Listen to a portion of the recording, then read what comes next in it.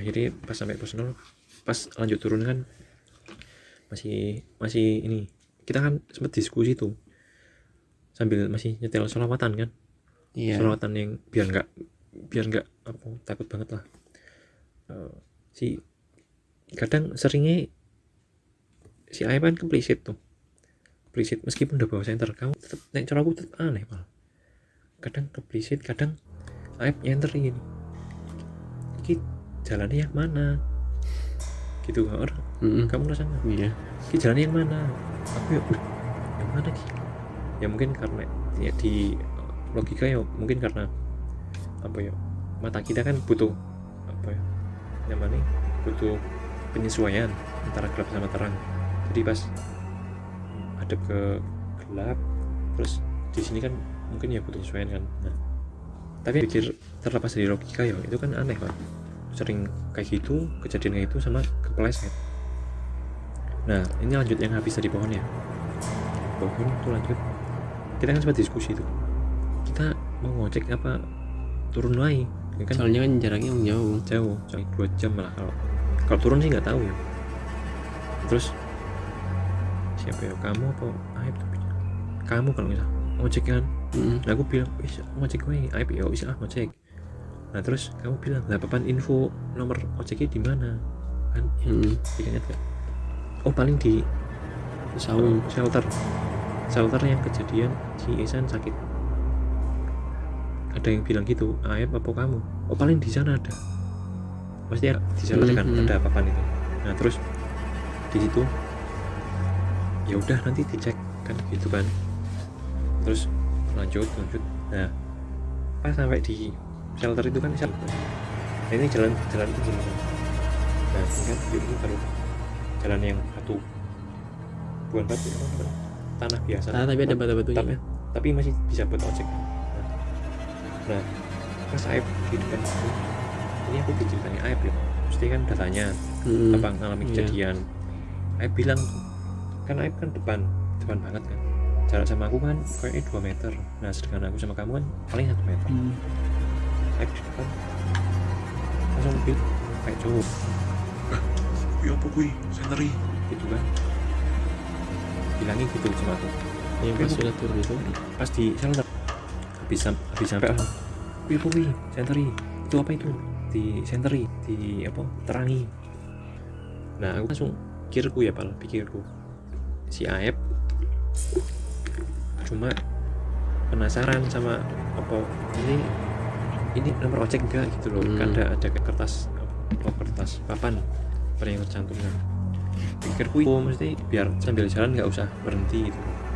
Nah ternyata ceritanya Aib tuh katanya pas bilang kayak gitu, yo boy senteri ingat sekelebat bayangin baru tahu keluar, tapi nggak tahu besar kecilnya, nggak tahu. Aku nggak tanya, kita lihat gitu si Aib ya berarti kayak pas waktu aku itu lihat jalan hitam itu. dilihat.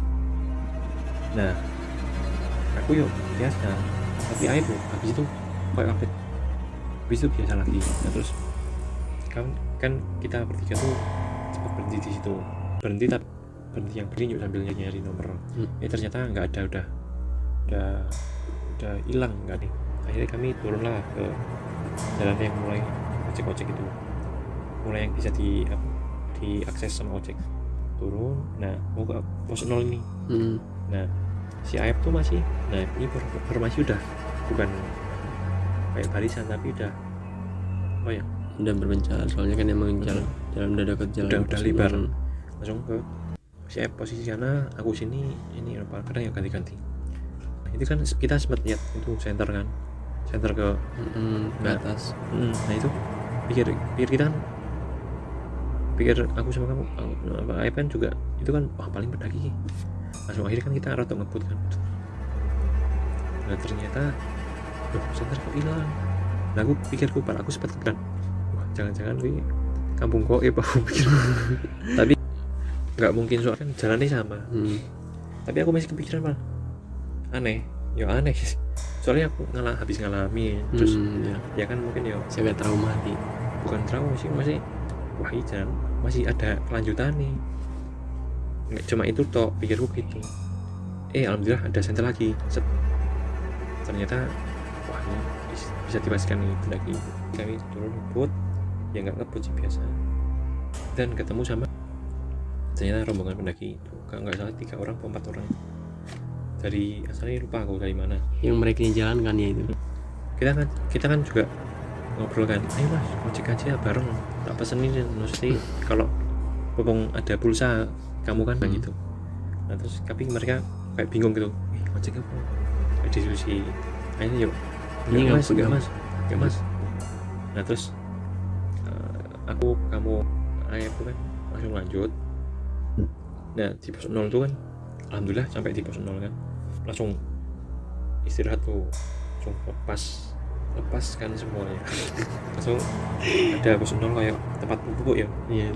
Itu kamu langsung apa kamu ya moto ya? Kamu lupa kok di pos aku Itu yang ngasih tahu nomor di situ aku, soalnya pas aku berangkat kita pas itu yang foto-foto di situ deh, aku paham betul kok ada nomor kalau pengen pesan ojek ada nomornya di situ. Nah, aku ingat betul itu. Ternyata di pos 0 bukan di shelter. Di shelter yang awal ya. Nah di situ akhirnya Nopal pesan ojek 3, agak lama sih sebenarnya. Kita sempat istirahat tiduran dulu di situ Ya sambil melepas keringat lelah masih bercanda yuk. Terus minum ini udah habis apa ya? Udah habis itu terakhir. Nggak dibuang loh. Nggak dibuang Kan nggak jadi soalnya. Kan. Nah terus habis gitu agak lama ya, 10 menit atau 15 menit baru datang ojek kan. Nah sing rombongan pendaki yang tadi itu berhenti di situ kan. Nah aku merasa nggak enak pas kita udah datang ojek, udah naik ojek, mereka tuh kayak pengen ngojek gitu. Aku lihat mereka terus akhirnya kan duluan kan, pas ojek udah mulai ayo mas turun, udah mau turun yuk kita kan, mas duluan mas, nggak enak kan, turun. Nah si alhamdulillah, nah mulai situ udah enak ya, udah nggak udah kayak lega gitu.